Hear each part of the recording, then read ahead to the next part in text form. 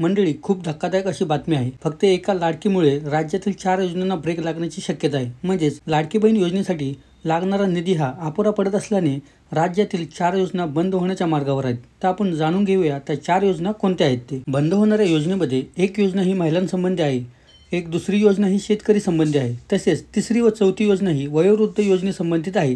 तर त्या योजनांची नावे आपण जाणून घेऊया. पहिली योजना आहे मुख्यमंत्री तीर्थदर्शन योजना. यामध्ये महाराष्ट्र राज्यातील सर्व धर्मियांमधील 60 वर्ष किंवा त्यापेक्षा जास्त वयाचे ज्येष्ठ नागरिक होते ते हे योजनेसाठी पात्र होते. त्यांना महाराष्ट्र राज्यातील तसेच इतर राज्यातील सुद्धा धार्मिक स्थळांचे दर्शन घडविले जात होते. ह्या योजना बंद करण्याची कारणे काय आहेत तर लाडकी बहीण योजनेमुळे इतर योजनांना फटका बसत आहे. तसेच लाडकी बहीण योजनेमुळे सरकारी तिजोरीवर अतिरिक्त ताण पडतोय. त्यामुळे हे 4 योजना बंद होण्याच्या मार्गावर आहेत. दुसरी योजना म्हणजे मुख्यमंत्री वयश्री योजना. यामध्ये 65 वर्ष वय असलेल्या व्यक्तींना किंवा त्यापेक्षा जास्त वय असलेल्या व्यक्तींना 3000 रुपये महिना मिळत होते.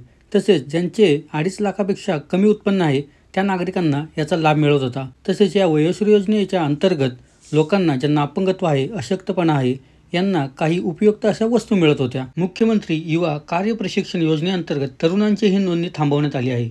याचसोबत या तरुणांना जून आणि जुलैचे विद्यावेतन मिळाले नसल्याचे समोर आले आहे. यामुळे 4 योजनांना ब्रेक लागला आहे. तिसरी योजना म्हणजे प्रधानमंत्री पीक विमा योजना. म्हणजेच खरीप हंगामाचा पीक विमा भरून मिळेल. या अंतर्गत फक्त 1 रुपयात शेतकऱ्यांना पीक विमा मिळत होता. तर ही सुद्धा योजना बंद होण्याची चान्सेस आहेत. मंडळी, ही बातमी आपण साम टीव्हीच्या चॅनलवरून घेतलेली आहे. त्यामुळे ह्यामध्ये सत्यता जास्त असण्याची शक्यता आहे. चौथी म्हणजे शेवटची योजना आहे मुख्यमंत्री अन्नपूर्णा योजना. म्हणजेच प्रत्येक पात्र कुटुंबाला वर्षाला 3 गॅस सिलेंडर मोफत मिळत होते.